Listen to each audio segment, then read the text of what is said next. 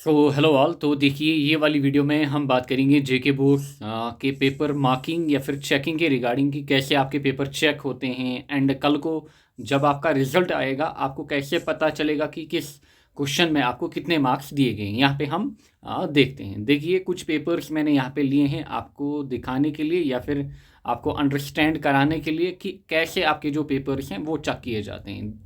देखिए, पहली बात तो कुछ ऐसे आपका पेपर होता है, कुछ ऐसे यहाँ पे आपका पेपर होता है एंड ये जो पेपर हुआ था 15/3/2025 को हुआ था, यानी कि 15 मार्च 2025 को हुआ था, यानी कि last year.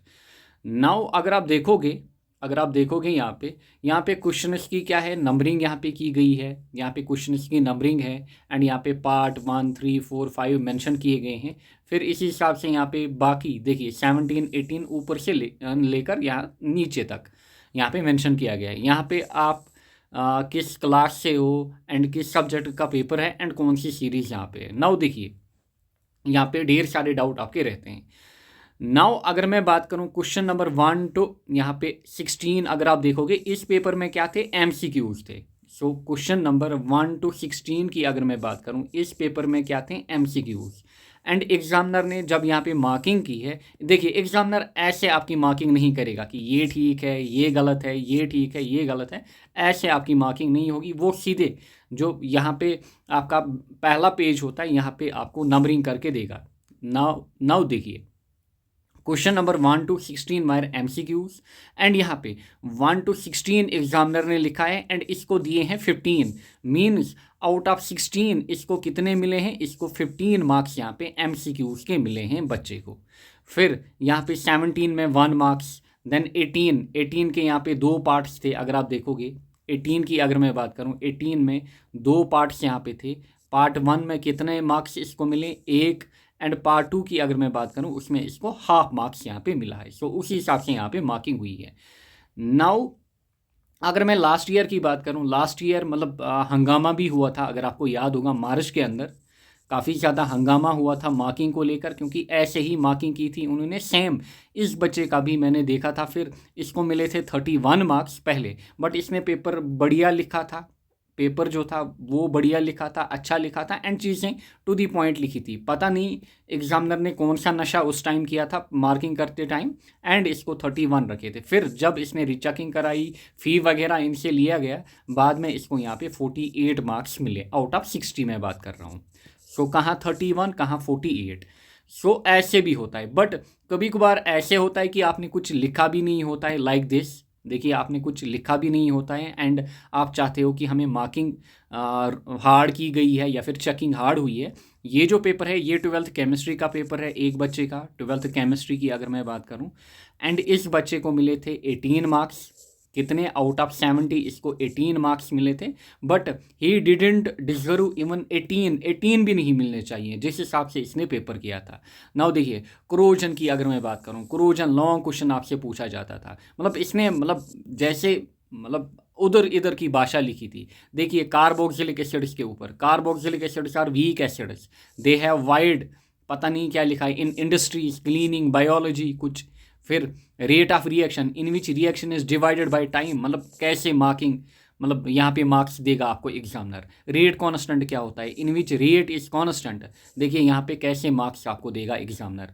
Essential amino acids are those amino acids which are essential for immunization, देखिए कैसे यहाँ पे मार्क्सिंग करेगा आपकी एग्जामिनर, कैसे वो आपको यहाँ पे मार्क्स देगा। नाउ एक और बात देखिए, दीज आर एमसीक्यूज। काफ़ी बच्चे बोलते हैं कि सर हमने किसी ऑप्शन में मतलब बी लिखा था, मतलब उसमें फॉर एग्जांपल देखिए इसने यहाँ पे 1 मोला BaCl2 लिखा है। सो यहाँ पे एग्जामिनर ने इसको राइट दिया है। अच्छा, क्वेश्चन नंबर पार्ट 3 की अगर मैं बात करूँ, इसने डायरेक्ट सी ऑप्शन लिखा है, so it is wrong. Part 4 की अगर मैं बात करूं, इसमें ए लिखा है। सो अगर आप A B C D भी लिखोगे उसमें भी आपको मार्क्स मिलते हैं, बट आपका राइट ऑप्शन होना चाहिए। एंड ऐसा नहीं कि आप पहले डी लिखोगे फिर इसको रब करोगे फिर सी लिखोगे, उसमें आपको मार्किंग नहीं मिलती है। सो ये चीज़ आपको ध्यान में रखनी है जब भी आप का रिजल्ट आएगा किसी के भी साथ। अगर आपको लग रहा है कि फॉर एग्जांपल कल को मैंने 70 अटैम्प्ट किए थे, मेरे 40 ही आ रहे हैं, सो उस केस में जब आप पेपर देखने जाओगे आप पेपर अच्छे से वहाँ पे देखोगे एंड आप देखना कि मैंने क्या क्या गलतियाँ की हैं। या फिर क्या मुझे मार्किंग सही से नहीं हुई है, तब जाके आप रीचेकिंग या फिर बाकी चीज़ों के लिए जाना, अदरवाइज़ नहीं। सो ऐसे आपकी जो पेपर्स हैं वो चेक होते हैं। सो अगर आप खाली क्वेश्चन नंबर फॉर एग्जांपल यहाँ पे 8th क्वेश्चन यानी कि पार्ट 8th, पहले क्वेश्चन का पार्ट 8 जो कि MCQs हैं, पहले 10 क्वेश्चन पार्ट्स क्या हैं हमारे पास, क्वेश्चन नंबर 1 में जो पहले 10 पार्ट्स हमारे पास क्या हैं, दे आर ऑल MCQs। अब अगर आप वहाँ पे ABCD भी लिखते हो तब भी आपको मार्क्स मिलते हैं। ऐसा नहीं कि आपको प्रॉपर आंसर लिखना है। क्लियर, समझ में आया होगा यहाँ पे। सो ऐसे आपकी मार्किंग होती है। फिर ये जो बंदा था इसको 18 मार्क्स दिए गए थे, मेरे हिसाब से इसको मतलब 10 मार्क्स भी यहाँ पे नहीं मिलने चाहिए थे out of 70, but still examiner ने इसके ऊपर रहम किया था, 18 दिए थे, बट स्टिल ये फेल हुआ था। फिर मैंने उसको ये बताया कि कैसे आपको क्या पढ़ना है, then he passed his private exam by scoring 58 out of 70 in chemistry paper. So ऐसा नहीं कि आप मतलब एक बार रिजेक्ट हो गए आप लाइफ में बार बार रिजेक्ट हो जाओगे, ऐसा नहीं होता है। बस थोड़ी सी मेहनत करनी होती है एंड राइट डायरेक्शन में आपको जाना होता है। सो दिस इज़ हाउ आपकी जो मार्किंग है वो की जाती है। सो ऐसे कल जब आपका रिजल्ट आएगा ऐसे ही पहले पेज पे आपको क्या दिखेगा, अपनी मार्किंग दिखेगी, कैसे एग्जामिनर ने मार्किंग की है। एंड साथ में यहाँ पे टॉप पे भी ध्यान रखना, यहाँ पे आपको मार्क्स दिए होंगे लाइक दिस, क्वेश्चन नंबर 17, ध्यान दीजिए क्वेश्चन नंबर 17, फिर यहाँ पे क्वेश्चन नंबर 18, देखिए यहाँ पे इसने 17 का मार्क्स दिया है, 17 का 1 मार्क्स, 18 का 1.5 मार्क्स यहाँ पे दिया है। सो यहाँ पे आपकी नंबरिंग लिखी होगी कि किस क्वेश्चन में आपको कितने मार्क्स मिले हैं। क्वेश्चन नंबर 19, फिर देखिए क्वेश्चन नंबर 20, यहाँ पे मार्किंग की है एग्जामिनर ने, ना कि ऐसे जैसे क्लास में होती है टीचर आपको यहीं पे दे देता है क्वेश्चन नंबर 19 में इसको 2 मार्क्स मिले, ऐसे यहाँ पे नहीं की गई है। सो इस चीज़ का आपको ध्यान रखना है।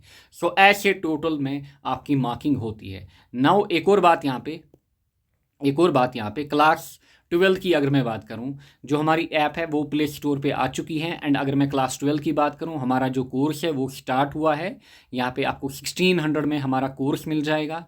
फिजिक्स एंड केमिस्ट्री आपको पूरा यहाँ पे कराया जाएगा। And our target is to score 100 out of 100। अगर आप इनरोल करना चाहते हो आप हमारी ऐप को क्या करिए, डाउनलोड करिए। And I guarantee you physics and chemistry में आपको दिक्कत नहीं होगी, ना तो बोर्ड में ना तो किसी भी कम्पिटिटिव एग्जाम में, दैट आई गारंटी। सो ये आपको दिखाना था कि पेपर की जो मार्किंग वगैरह है वो कैसे की जाती है। एंड बाद में काफ़ी लोग बताते हैं या फिर मतलब बच्चे बोलते हैं कि सर हमारे साथ नाइंसाफ़ी हुई है। बट आप एक बार जब आपका रिजल्ट निकले, अगर आपको कुछ भी गड़बड़ लगे आप वहाँ पे जाइए, आप हमारे साथ पेपर शेयर कर सकते हो। हम आपको कह सकते हैं कि क्या मार्किंग ठीक हुई है या फिर आपके साथ बिल्कुल यहाँ पे नाइंसाफ़ी हुई है, जैसे इस बच्चे के साथ हुआ था। फिर he got around 48 marks out of 60। सो ये सब चीज़ें होती हैं। हाँ, हर साल नहीं होती, बट लास्ट ईयर काफ़ी ज़्यादा हुई थी कि काफ़ी बच्चों के साथ ऐसा हुआ था। उन्होंने पेपर मतलब एटलीस्ट 70 में से 60 अटैम्प्ट किया था, उनको मिले थे 20 मार्क्स, उनको रखे थे 30 मार्क्स, ऐसे ही मार्किंग की थी। सो फिर उनको मार्क्स मिले रीचेकिंग के ऊपर या फिर रिवॉल्वेशन के ऊपर, मार्किंग जब हुई उनकी उनको मार्क्स मिले। सो ये सब चीज़ें आपको ध्यान में रखनी है। एंड आपने पेपर कैसे अटेम्प्ट किया है उसके ऊपर भी काफ़ी ज़्यादा डिपेंड करता है। So thank you all, best of luck.